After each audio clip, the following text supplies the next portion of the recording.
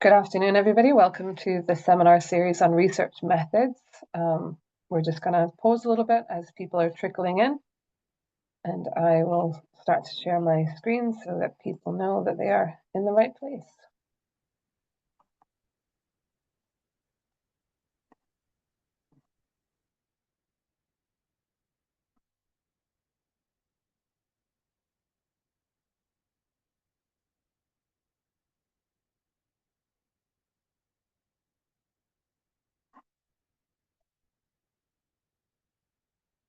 So it's 1 minute past, so we'll go ahead and get started so that by the time that I've finished the introduction, people have had time to grab their lunches and settle down.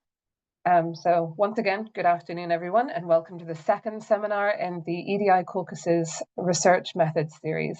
My name is Fenella Watson, and I'm the Senior Project Support Officer on the Caucus, and I'll introduce Lukas and Sean, our speakers, after this introduction.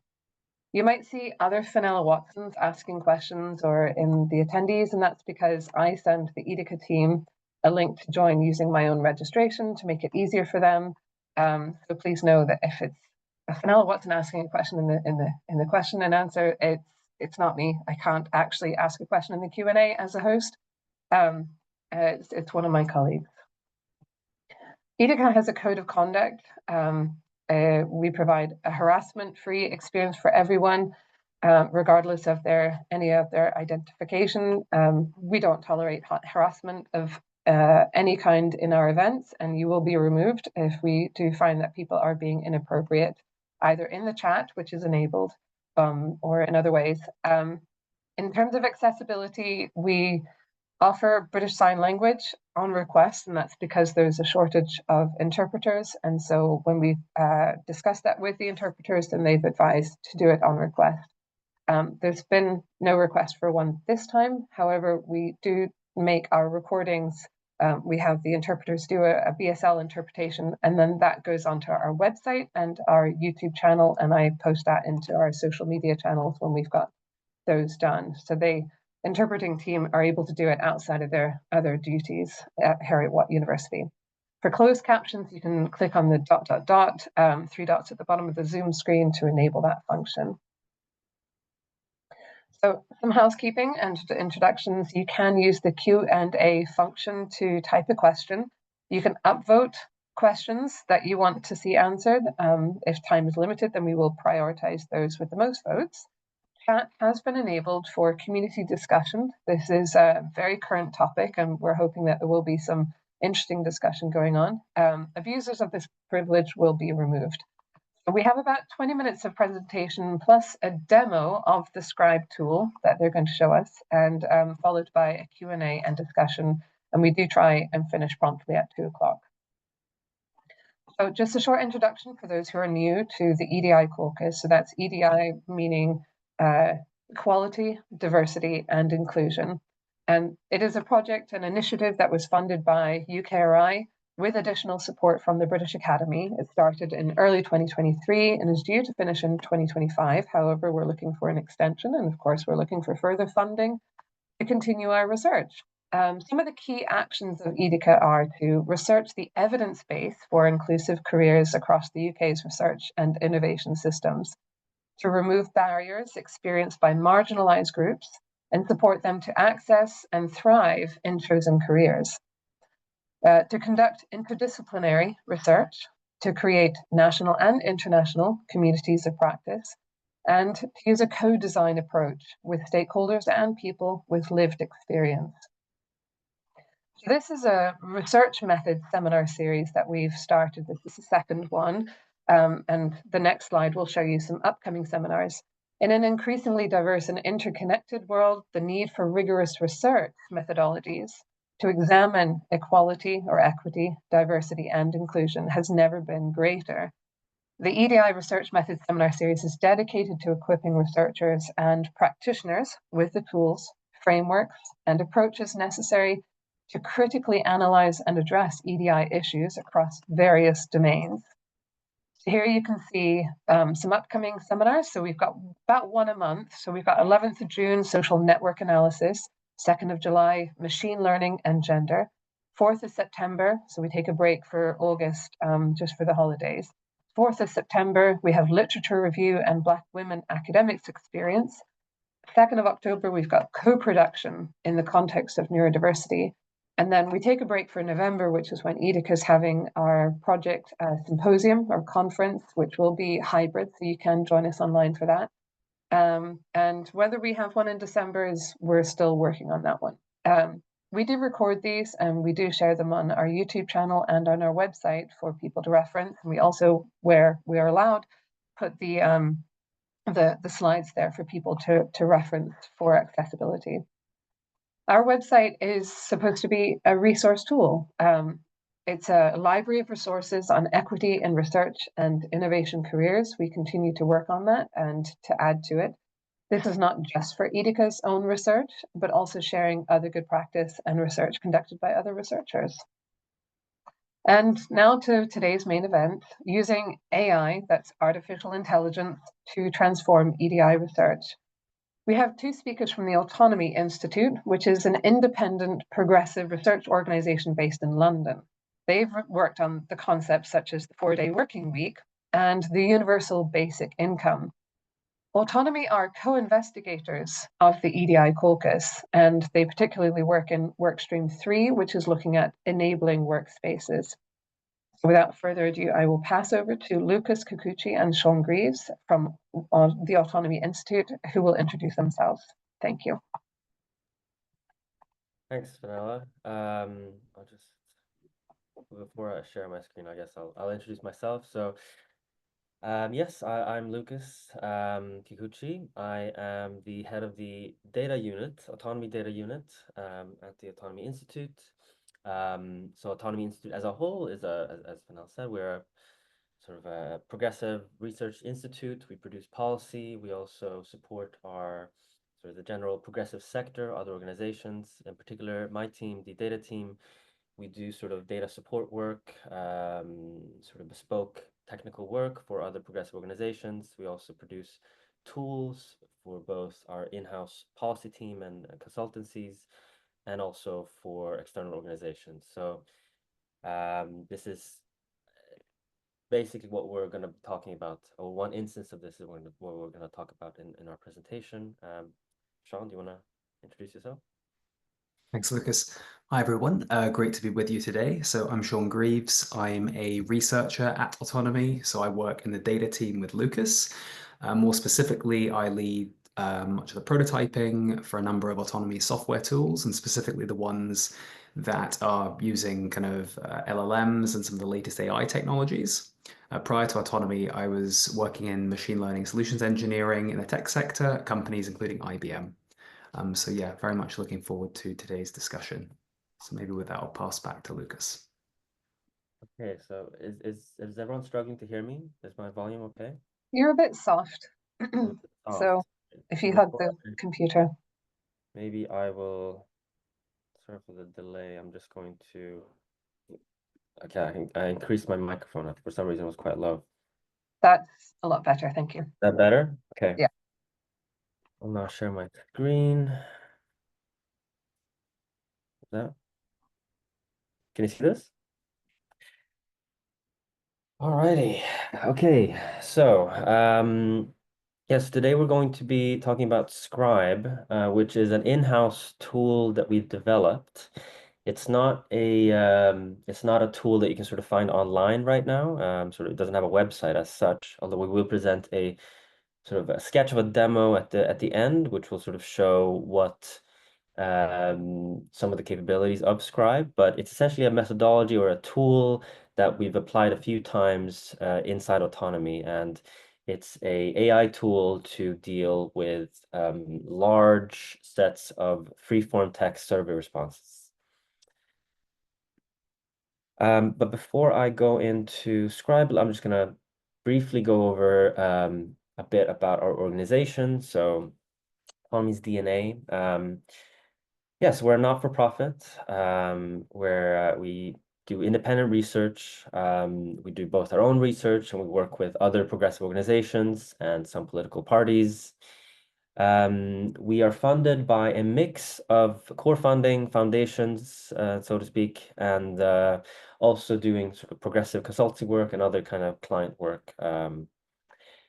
We're progressive. Our main focus is broadly freedom, equality, and sustainability. We do work on the shorter working week. We do work on the universal basic income. We also have done work in climate change. Recently, we've also engaged with some of the discourse on the emergent far right. Finally, we like to say that we walk the walk. We have forward-thinking workplace policies. We obviously produce policy on the shorter working week, but we also have a shorter working week, 4-day week. Yeah. Our work can be very, very broadly split up into 3. So we do research. A lot of the research we do has a data-led quantitative component. So that's sort of the purview of my team. So if you do a policy report on universal basic income, the sort of economic analysis, the micro simulations will be done by my team to support the policy recommendations we make. We also do strategy work. We consult for different branches of government. We've done work on labor skill shortages in green transition. We also work with investigative journalists and trade unions to sort of both enhance their practice and also shape their strategic aims. We also produce intelligence. This is in a way kind of linked to the strategy. We produce intelligence by doing a lot of web scraping. I mean, to some extent, the tool we're about to present here is a manifestation of that as well. We want to be able to source opinions, source qualitative information from wide ranges of sources, and we've often deploy AI and other sort of tech stacks to basically get a lot of intel on various political issues. And as I mentioned, we use AI a lot in our practice. We've used it even before, maybe, I mean, what was it, 2 years ago, where ChatGPT came out. But the game has somehow been, I mean, it's somehow changed quite a lot since then because of ChatGPT. It's been semi-revolutionized. So that has also meant that the principles by which we do approach AI had to adapt as well, primarily because of the power of AI, but also the potential pitfalls of AI. So, and when I say AI in this sense, I do refer to sort of the recent boom of large language models, generative AI. I mean, the thing you're talking to on ChatGPT, basically. So we've developed an approach to AI that sort of tries to exploit all its capabilities, whilst also remaining cautious of the AI hype bubble. So the 3 principles that we've developed is, firstly, the idea of lossless processing. So if you give a long text to ChatGPT and ask it to summarize it, you'll get a summary, and often it's quite good. But if you want to present that to other people, if you want to present that to clients, you want to do it in such a way that you have ease of access to the original source material. So, and that's what we mean by lossless. We can transform some of the data using AI, but we want to do it in such a way that we don't lose the original source data. And as much as possible, we don't transform at all. We just use AI to organize and categorize the original data. Secondly, we want to use AI to enhance the human researcher mainly. It's to some extent, AI can be used as a cost-cutting tool, but we're a bit more interested in using AI to do things that weren't possible before.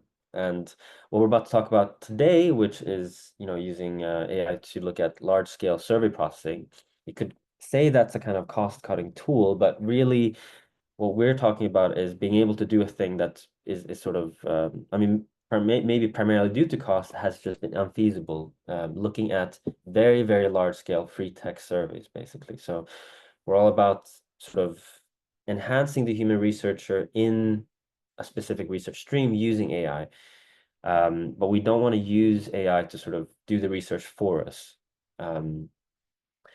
Finally, we want to leverage we don't want to leverage mediocre computing. So this phrase mediocre computing is basically to refer to the fact that whilst ChatGPT or other sort of LLMs can be very clever, perhaps the best use of AI is the fact that it can sort of reliably be quite mediocre. We don't necessarily want to use it for sort of very complex tasks or tasks that require complex reasoning or judgment. Rather, it's almost we actually are more interested in exploring how we can use AI to sort of do quite sort of simple tasks, but at scale. So, slight rephrasings of sentences, summarizing. Those are the kind of things that are not sort of, I mean, on some level, they're not very complex, right? But to be able to summarize millions of texts in a minute is quite an impressive thing. So that's sort of large deployment of what we call mediocre computing. So with that sort of general introduction out of the way, I want to now go on to the main topic, which is large-scale processing of survey data using Scribe. I'm just going to quickly check. Okay, there are some questions. No questions. Yeah, okay. I'll keep an eye out on the chat. So if there are questions midway, I'll try to see if I can address them. So what is Scribe? As I said, Scribe is not sort of a sort of an API or service that we've exposed publicly. It's rather a methodology and an in-house tool that we've developed at Autonomy for our own sort of qualitative analysis of survey data. So far we've done a number of things with it. We've organized large clusters. We organized and clustered large volumes of unstructured text. So these are surveys, interviews, and consultations.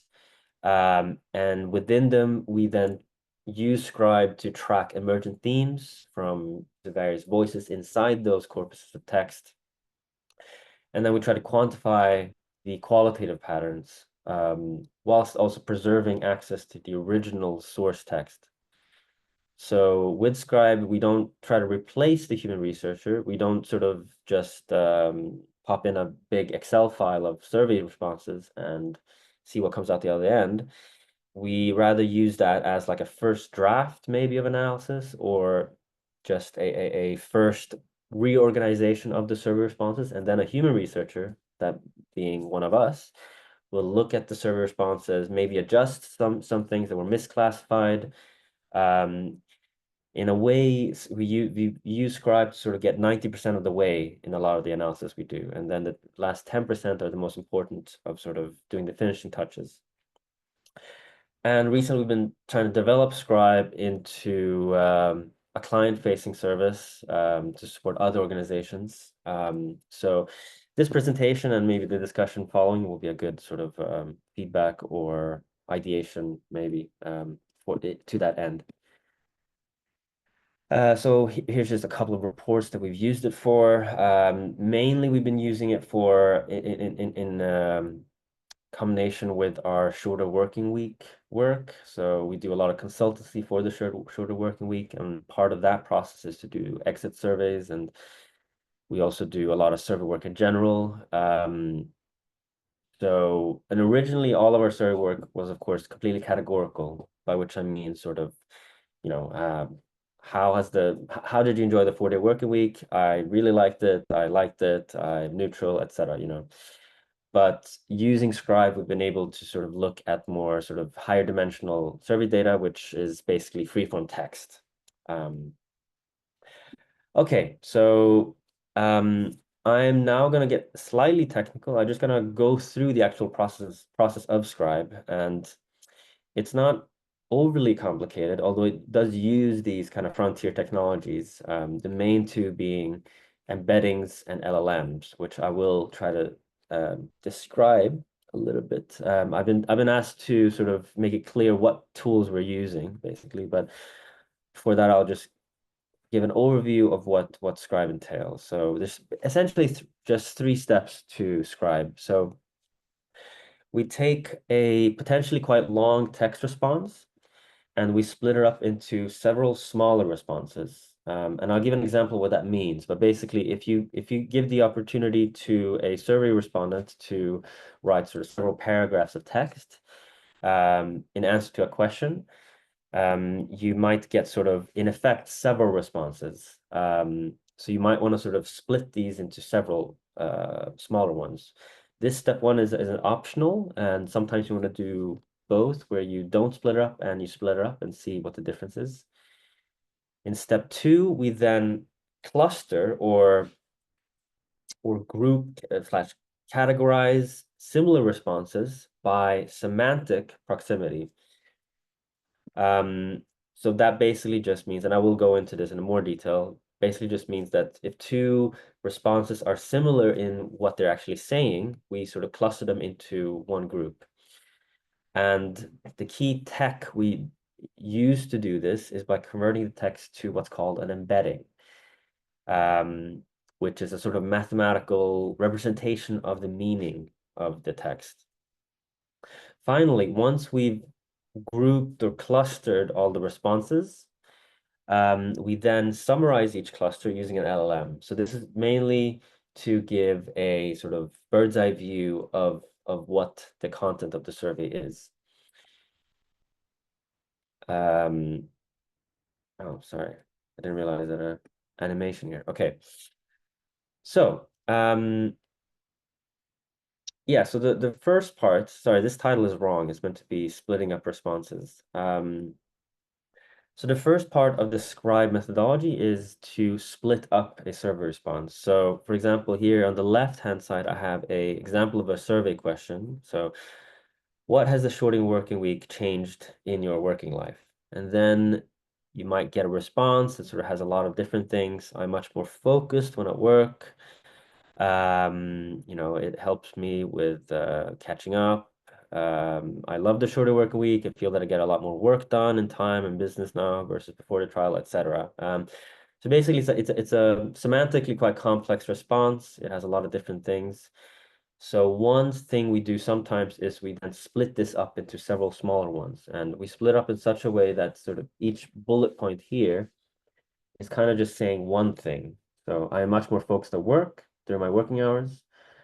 I have to be more diligent with my time management. I strongly appreciate the shorter working week. I find that I'm more productive now. So this splitting will happen in such a way that the original response is still being kept, but we've sort of identified what the individual responses are, and this happens via the LLM. So you can try this if you have a ChatGPT subscription or account. You can paste this left-hand text here into ChatGPT and ask, can you identify, I mean, you have to work on the prompt a little bit, but if you write something along the lines of, can you look at this text response and try to split it up in bullet points of the individual things that this respondent is saying? And then you'll get something like this, basically. And yeah. And then once we have all of these responses, we essentially use something called embeddings to categorize and cluster these responses. So I'll explain this diagram a little bit. It's a bit abstract, but all these dots here on the right-hand side are meant to be survey responses. So here, I think this one is from a shorter working week exit survey. So each dot here is basically one split response. So for example, one of these dots could be, I'm much more focused on my work hours due to decreased working week, for example. And the abstract space here that you see is not sort of an actual distance as such. Oh, now I can see. Okay, sorry, I was looking at the wrong thing for chat. I will answer some of these questions maybe after I've gone through the methodology. So yeah, so each of these dots is a response, and the way you should look at this, and this is of course all under the hood. I'm just giving this as context for what the methodology is. It's not necessarily important so much for the actual result, but the distance between any of these 2 points is an indication of the sort of semantic similarity of the responses. So if two dots aka responses, are close to each other, that means they sort of roughly contain the same semantic content.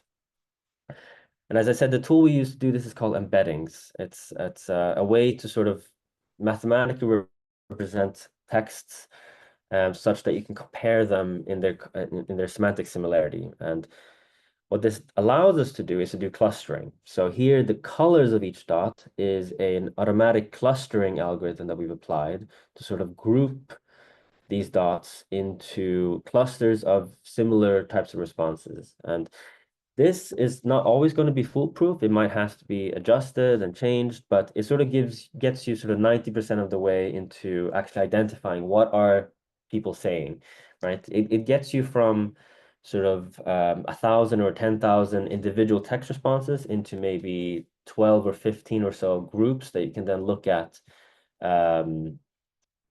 groups which sort of say roughly the same things, basically. So just to explain a little bit more what I mean by semantic similarity.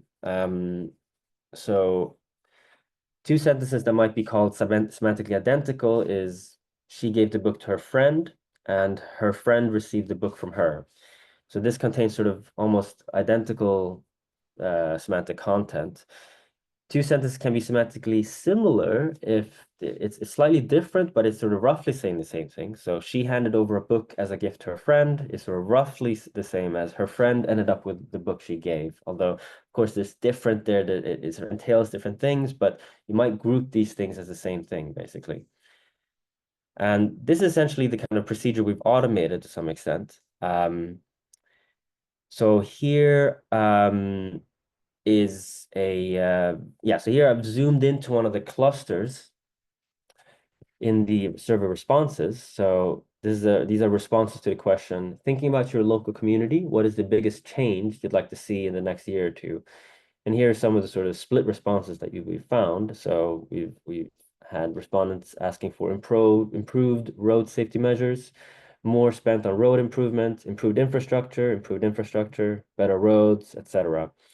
And as you can see, these are not exactly the same, but they're sort of broadly about infrastructure. So potholes, road safety, but also broadband, better roads, etc. So there's a sort of thematic kind of continuity in this cluster. And we've seen that in this automated process of using embeddings and clustering, we sort of identify these. But there might be sort of examples here that we might want to pick out. For example, broadband. I don't know if we want to, I mean, it is an infrastructure concern, but maybe we want to have a specific cluster just for road safety and things like that. So it's something that you might want to adjust later on, but it gets you sort of 90% of the way in terms of actually doing the groupings of the freeform text. And then after that, what you might do is then you take all of the freeform text responses and then you summarize them. So here, this is just a very few answers basically, but I think in the actual sample, this is more like the amount of dots that is here. So maybe sort of 50 or so responses. And then using the LLM, we then drive a summary. And then the human researcher, once sort of we produced basically a spreadsheet of all these responses, the human researcher can then read the summaries, look through the individual responses, and then adjust accordingly. And then, yeah, so basically at the end of this, we basically get loads of the different clusters with a summary of each cluster. As Sean will show, there's other statistics as well. There's demographic data potentially. Of course, you can make bar charts of how many people are actually in this cluster, how many people are in this cluster, etc. Yes. So finally, so I outlined some potential use cases for this kind of tech. So freeform text is, of course, goes without saying, is richer than sort of categorical surveys, and primarily they allow for unknown unknowns. So categorical surveys might sort of lead the question, so to speak. They'll give you prescribed potential possible answers, but If you open it up and allow people to sort of write in a text box, you might get things that you didn't take into account, basically. But however, if you do allow for free-form text, you might get sort of reams and reams of text, and you might not have the capacity to read through them. So Scribe makes this scalable, basically, because if you do ask for free-form text in sort of the thousands or tens of thousands, then you will get redundancies in terms of, the fact that people might say the same things but phrase it differently. And Scribe basically allows you to, basically sift through this, basically, and see what are the sort of unique insights and sort of, what we call, I guess in this case, the intersectional insights. Potentially Scribe may also, with some adjustments of the methodology, perhaps, it might also help us to surface marginalized voices, because we sort of have the LLM that can sort of read each individual response. It allows us to kind of almost do a kind of search for the responses themselves. So there might be sort of very underrepresented or minority perspectives, but if something sticks out, then we can use LLMs to sort of sift through them, basically. And this can, of course, be combined with demographic data in addition. And then finally, of course, this is a cost or productivity tool to some extent, because it can lead to sort of faster feedback loops for engagement. So we can reduce analysis times from weeks to days or hours potentially, and we can sort of have a continuing process of survey sourcing and processing.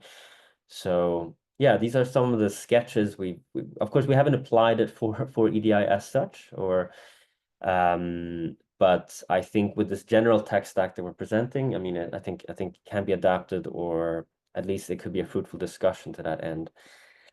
I think maybe now I'm at the end of my section of the presentation. I might hand it over to Sean for him to sort of go through the demo, maybe make some of what I said a bit more concrete. And then after that, we'll have quite a lot of time for discussions and questions. So thank you. Sean, do you want to, I'll stop share sliding, and Super. yeah. Yes, thanks so much, Lukas. I'll just check before I start talking. Can everybody see the screen that I'm sharing? Yes, we can see them. Wonderful. Super, thanks so much. Okay, so yes, what I'm going to do now is I'm going to step through a bit of a case study that we have applied Scribe to give you kind of a sense of some of the ideas, design decisions capabilities that Lukas was just talking through. So in this case study, we're going to use Scribe to investigate some data that came out of surveys from a shorter working week trial. As we mentioned at Autonomy, we do run lots of shorter working week trials for a range of companies that are curious about testing this new policy. And we work with a range of different companies on this, some quite small in size, could be, I don't know, maybe like 10 employees, up to much larger organizations that could have hundreds or potentially thousands of participants engaging in the trial, who we will be then getting feedback from at the end of the trial. I should also say, before I kind of dive into this, I do apologize. The text is quite small on my screen, so I'll do my best to narrate everything I'm taking you through.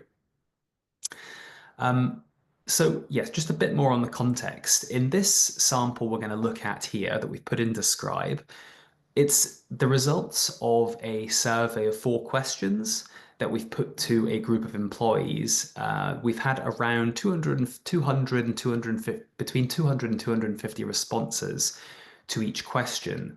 So as you can see, that is around about 1,000 responses. And the question is, it prompts an unstructured response. So it's not a multiple choice. It is encouraging the respondents to provide free-form text. So obviously for the people who are reviewing these unstructured text answers, that's potentially quite a lot of work if it is 1,000. When we come to the end of a trial and we put a survey to a group of employees to try and assess how that trial has gone, we package up the data from that survey into a report. And obviously, as you can see, with 1,000 responses, that's going to take quite a long time to read, and that gets more and more challenging as the number of responses increases. So it's also the case, of course, that once our researchers have read through all the responses, that's of course not going to be the only time that they look at those responses. They can't just go and write the report straight away. It's likely that they will be doing multiple passes over the data as they attempt to taxonomize it, to find, the key findings, the key things that have been discussed. So again, that process becomes more lengthy, more challenging, the more responses you have. So that's where Scribe comes in. Scribe is essentially where we take all of these responses and we cluster them. So it makes it much more easy to find common themes, common points of discussion that can help our researchers when they are investigating all of this data and writing it up. So in the interface here, what we've got is, if I click up here in the config bar, we can see these are the 4 questions that made up the survey. So the first question that we asked the respondents was, what has the shorter working week changed in your work life? The second question is, how has the shorter working week impacted your personal life? And what we can see is that when I select these questions, in the semantic space, we've got all these dots appearing, which every single dot essentially represents a unique statement that was made by a respondent who was taking part in the survey. So we can see up here for this question, we had 262 employees providing unique responses to the question. So that's 262 responses. But as Lukas was mentioning, before we kind of visualize this data in Scribe, what we're actually doing with each of the responses someone provides is we're splitting them up into unique statements, because this makes it much easier to parse and cluster and find common points of discussion, particularly for cases where someone has provided a very long answer with lots of detail in it. Of course, they may give, multiple they may have multiple points they wish to raise around how the shorter working week has impacted their personal life. And so if we want to actually read these responses, we can navigate around this window. And if we highlight over the responses, we can see in the bottom window, it actually shows the content of that response. So every dot representing the response from one person. We can see for this one that I'm highlighting over, it says in the bottom corner for the response, so this is the actual original data. I'll just read the first couple of lines. The respondent has said the shorter working week has massively impacted their lives. So they've been able to take hospital and doctor appointments on their rest day. So there's no impact on work. It allows them to spend quality time with their children, doing the school drop and pick up, which they've never been able to do before. So we can see in there already, that's just the first couple of lines of this response, there's multiple points in there. So what we've used Scribe to do is to parse out these individual statements that have been made. And so the statement that Scribe has parsed out from this, or one of them, reads, the shorter working week has had a great impact on my life as it allows me to make doctors and hospital appointments on my rest day without interfering with work. So we can see there that this individual statement allows that point to be understood and to be arranged around other similar points that highlight the fact that the shorter working week enhances appointment scheduling. We can also see here below the statement that there is metadata as well. So we get a sense of the role of the person who made this statement, gender, ethnicity, disability. And again, this can be really useful for understanding across different groups, what is more of a priority, and helping our researchers to be more targeted in understanding how the trial has gone for different groups within the workforce. So if we just kind of explore a little bit around this window, we can see, explore some of the other clusters. So this cluster over here, which is highlighted in green, if I read the statement, it says, I'm now able to dedicate more time at the gym. And if we look over in the topics bar, we can see that every point here is part of a cluster that is labeled as the survey reveals increased exercise opportunities. So this is for everyone that has written something about the fact that taking part in the shorter working week has allowed them to exercise more. What we can do as well is actually get some stats on the number of respondents that are in this cluster. So we can see that there's 25 respondents who provided an answer mentioning the shorter working week helped increase exercise opportunities. This is about 9.5% of respondents. And if we go down, we can actually see the individual statements here as well. And if I actually zoom in on this cluster, you'll see that as I'm, well, actually this, you probably can't see because it is really, really small. Maybe I'll zoom in a bit more.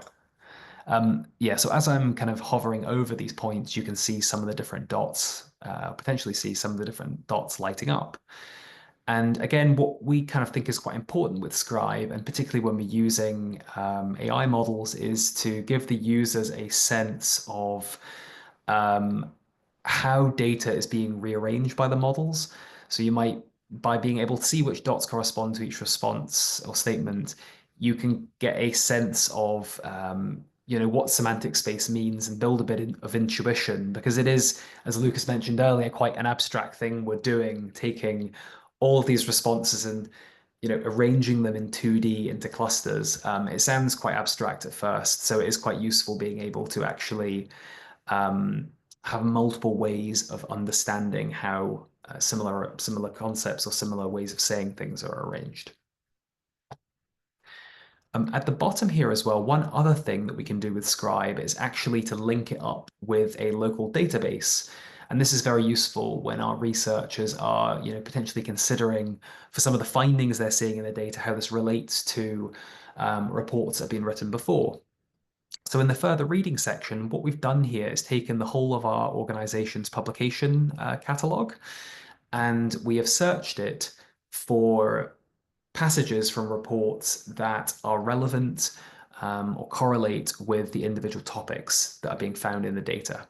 So in this case here, because this particular cluster is talking about participants who've experienced increased opportunities to exercise as a result of the shorter working week, it's found this report we previously did on the shorter working week in Iceland, where if I look here from an excerpt from that report, we can see someone is discussing having more time to go out and do exercise.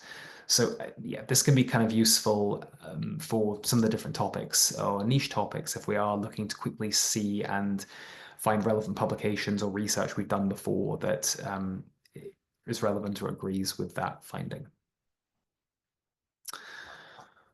Okay, so I'm just going to see if there's any, maybe there is a few questions, but I'm wondering maybe we will, I will maybe just, Yeah, sorry.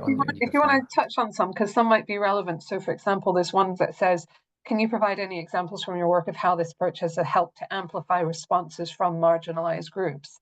And I've had the advantage of being able to look at this demo. So my other question was whether we could share a link to the demo, whether people could look at it, or if it's sort of behind paywall or security and things like that. So if we could put a link in the chat, then people can explore it further. But when I was playing around with it, there was the filtering for a disability voice, for example. Yeah, Sean, go ahead. Just paste it in the chat. We have, I guess there's two main ways. One of which is just an idea, but it's just something we've been toying with, so we haven't done it in practice. But the main thing is, of course, is that when we do survey responses like this, we have demographic or sort of metadata in our responses, so we can look at gender, ethnicity, disabilities, and stuff like that. So when we've done, for example, I forgot which survey this was from, whether we used this. I think this might have been from our follow-up survey so maybe I can even link this report. So yes, we did a follow-up survey on the 4-day week a year on. So, and we were a report based on this. And also, Sean, feel free to paste the link to the demo on the chat. Yes. And yeah, there basically we used the Scribe methodology to look at all the survey responses, and then we also zoomed into sort of different sort of minority demographics based on this, basically. So all the clusterings and things like that sort of can be used in context with demographic data to sort of look at what minority voices are sort of saying and things like that. So we looked at things like disability and gender composition, etc. Should I demo? Sorry, Lucas, to jump in. Should I demo that quickly? Yeah, go ahead. Yeah, sorry, I just realized this is very, very relevant. So yeah, of course, relating to that, much more relevant to EDI, one thing we can do with this is filter all of the responses based on metadata that's provided about participants. So for instance, I could select gender, I could select ethnicity, and we could investigate these are all the responses for women of color within the group. So we can look at certain points here. For instance, this is a small cluster of blue points. If I go in and click, we can see that 45% of the group of employees provided responses within this topic. So yeah, it does allow us to, at like a very large scale, to zoom in to filter and to zoom in and understand more how different groups within the workforce are actually responding differently. So again, for our researchers, that can be very helpful because obviously there is hundreds of responses, and at first it can be very difficult to filter through and potentially kind of have more of a fine-grained analysis. So, sorry, Lucas, for jumping in there. I wonder if there's anything else. That sounds like it answers another question, which is, can the client choose what demographics they want to measure and expand beyond gender, ethnicity, and disability? So is that depending on what metadata questions were in the survey initially? It is, yes. I mean, basically, so you just think of this as like a thing that Scribe processes general surveys. A general survey will have, they'll have a gender, selection box, other sort of metadata and things like that. But then these can be combined. So you might have a survey that has free-form text parts and then categorical parts, and the categorical parts then become metadata that then we can use to do sort of other kinds of statistics. So do you have the option, sort of the follow-up question is like expand on the category. So instead of saying person of color, it's, the whole range of ethnicities that the census might use, for example. So this is just depending on the design of the initial survey. Yeah, I mean, I guess there's two things. Of course, we're not limited to specific categories. I mean, that's just completely up to how you design the survey. So if you have more sort of options for ethnicity, then that's obviously fine. But you can also think of Scribe as a way to sort of have fluid categories in itself. So you might, for example, in the ethnicity box, you might not have categorical choices. You might have like a little one-line text box where you write anything, right? And then Scribe can be used even for that, where you use Scribe to sort of identify the unique kinds of responses in that specific category. And then you get something that looks like metadata, right? So that's another application. Yeah, hopefully that was clear. Should I go on to answer some of the other questions, or? Yeah, I was going to go to the next one that had like a thumbs up, just to remind people you can upvote the questions that you're keen on seeing answered. What LLM are you using and what has it been trained upon? And given the known biases of, for example, ChatGPT and friends, are you not concerned about those biases creeping in? The answer is yes. The LLMs we're using, we're a bit agnostic with respect to them. I mean, it's of course, in principle, that is.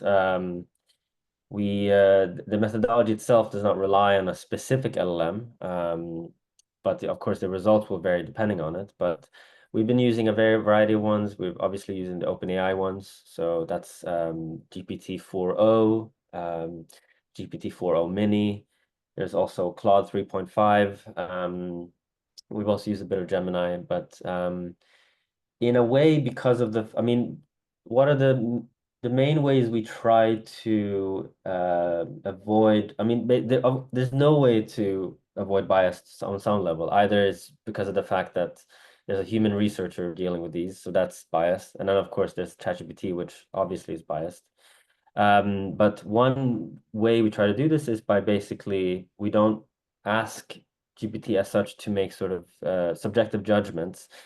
this is part of the principle that I discussed briefly in the beginning, which is that of mediocre intelligence.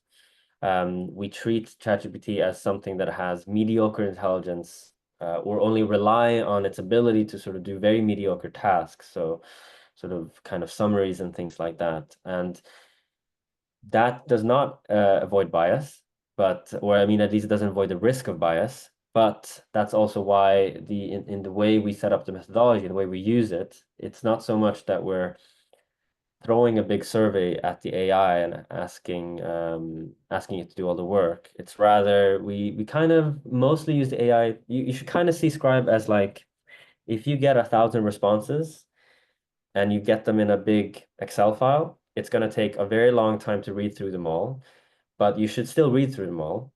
However, when you get them in the Excel format, it's going to be in a sort of random order, basically, probably in a chronological order. Scribe lets you basically sort and organize these into more sort of broadly thematic categories, basically.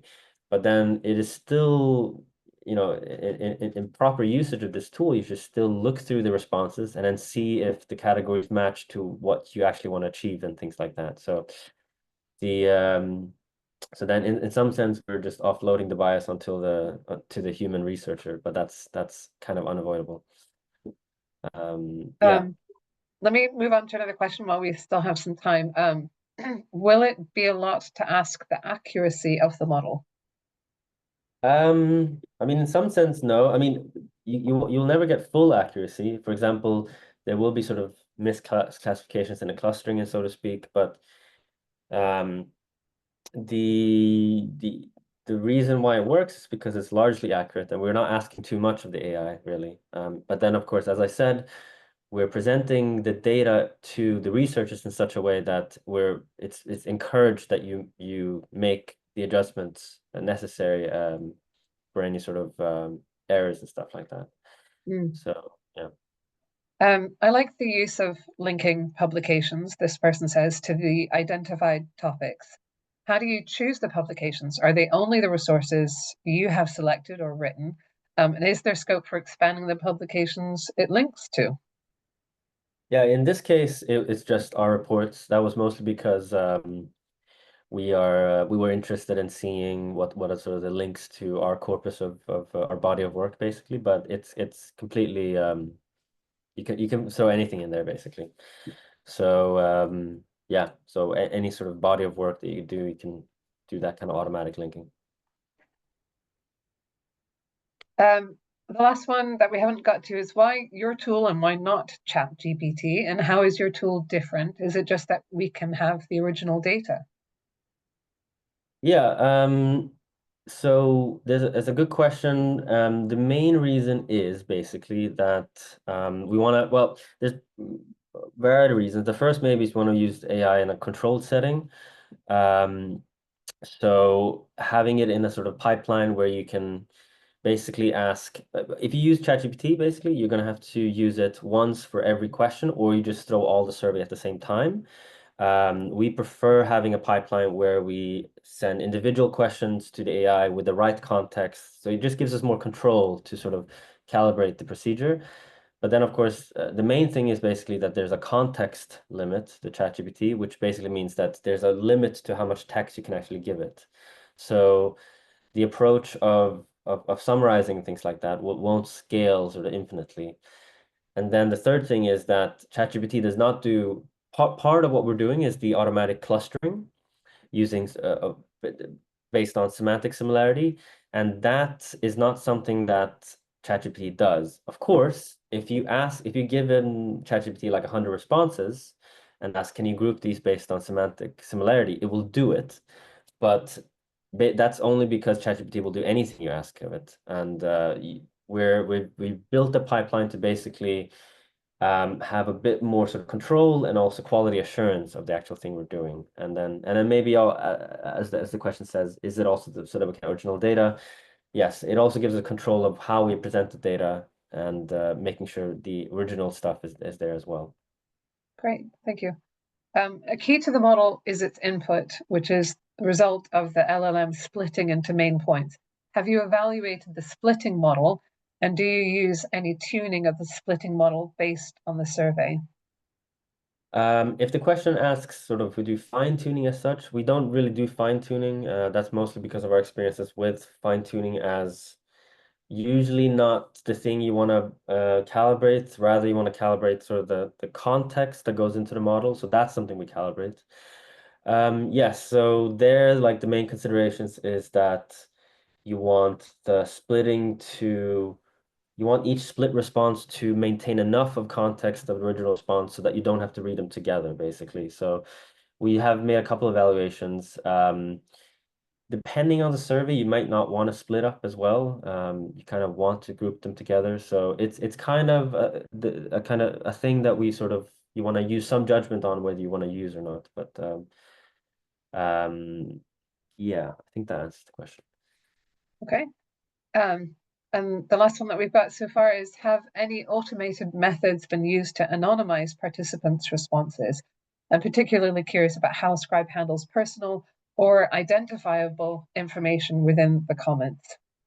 Yeah, it's a great question and suggestion. I mean, we have anonymized them. Part of it is quite simple, of course. If there's any parts in the metadata in the server responses that are that directly reveal information, we can filter that out. Is that still having to be done by a researcher as opposed to the AI model? For example, if you've only got 3 Black women in your organization and you can see that, is that still a researcher having to make that intervention? I mean, in this case, yes. We haven't implemented any sort of automatic suggestions of that kind, but that's why it's an interesting suggestion, to be honest. I mean, some of that could probably be done.